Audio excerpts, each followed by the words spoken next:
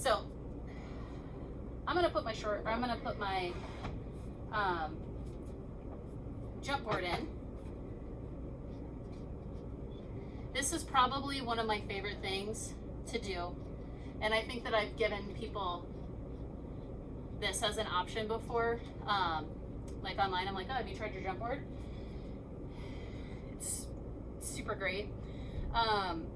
So what this does is that it allows somebody with a bigger body to put their feet wherever they need to put their feet to feel successful. So again, I only have the one position foot bar, so putting the jump board on can be absolutely amazing, because depending on how my body is feeling that day, I can put it pretty much anywhere here, as long as I keep my body in the right position, that nice tall C shape, or when my arms are back. This is a great option. So I'm gonna stay in second gear. We're gonna see how it I'm gonna see how it feels. You're gonna see how it looks. And then I might gear out on this one. We'll just see. So, and I do have a sticky pad down on here. So I'm gonna come forward. I'm gonna put my feet wherever they feel comfortable to me. Already I can tell, because this is closer, the foot bar is, or the jump board is closer than what this would be. I'm gonna go ahead and gear out. I only have 3 positions. Honestly, on this center line, I think that this position, the third position might be equal to a second position or a second gear on the ones that I go to the studio, where I go to the studio. So it's kind of interesting depending on what you have. So here, this feels pretty good to me, and I can hold the carriage. So I'm just gonna look for that nice round shape. I'm still gonna be pushing out like I'm standing on the balls of my feet. When I come down, I can't drop over, but I can lift my toes, which would be the same movement. And then I'm gonna come up, keep my heels together, and pull myself in. So I could just do that, or I could come out, I could come down, lift my toes, keep my heels together, and come back. When I go to arms back, and I'm not gonna drop any springs, I only have 3 on anyway, I can still feel pretty successful. I can do this, I can lift and lower my toes, my heels and my toes. So I come out, come back in, and come back up. Maybe then, after I do this for a while, and I'm in this position, maybe I start walking my feet up, because I know that eventually my feet are gonna have to be up if I wanna use the foot bar. And maybe I'll just do some of these. And I'm trying to come back in.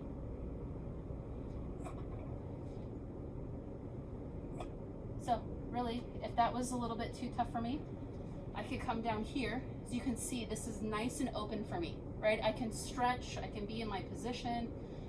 I can feel pretty confident in what I'm doing. You'll have to ignore some of my posture. I haven't done this one in a while. And then it's still the same thing. If we do our twist, we can still reach nice and tall. And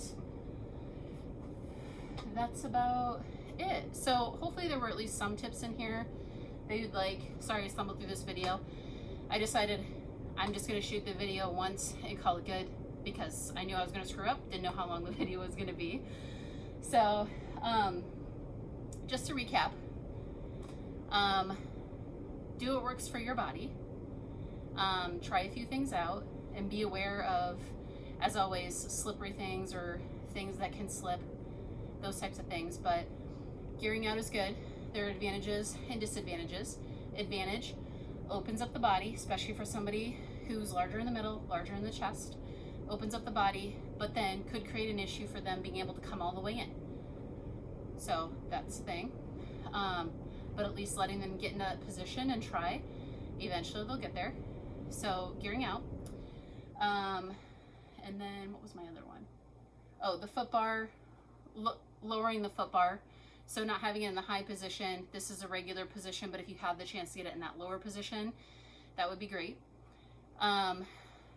Using a TheraBand for round back, because that one seems to be one of the most difficult ones arms reaching, twist are hard for different reasons because you're already tired and you're out in space holding yourself up. But round back is just hard to get into because you want to hold like the front of the carriage and sometimes you can't.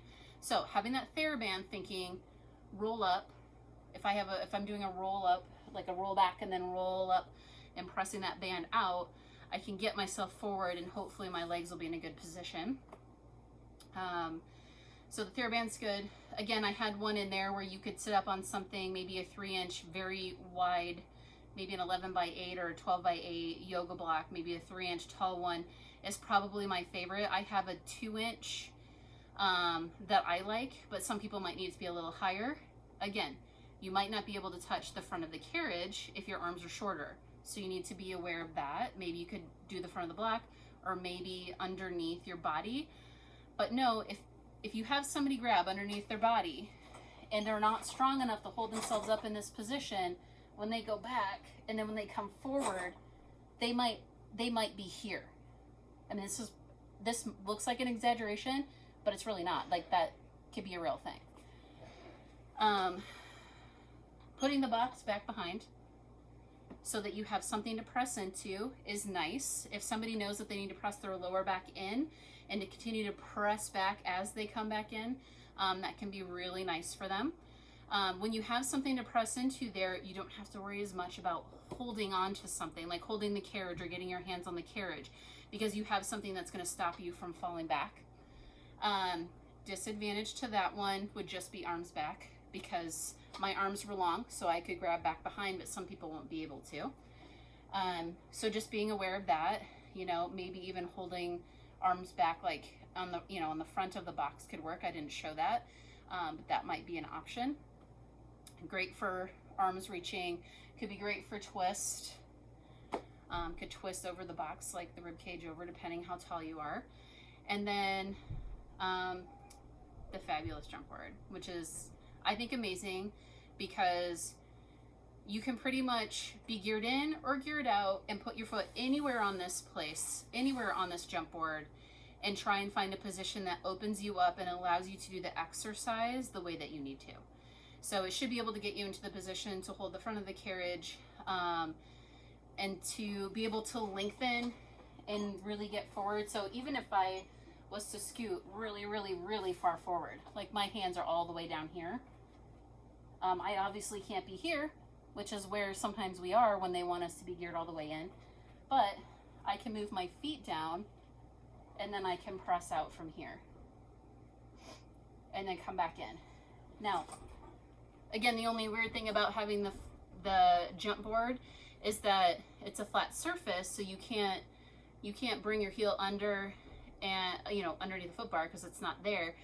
But you can press in and lift up those toes and bring it back down, almost like you're massaging the bottom of your feet to come back in. It's a little extra choreography, but it actually feels really good.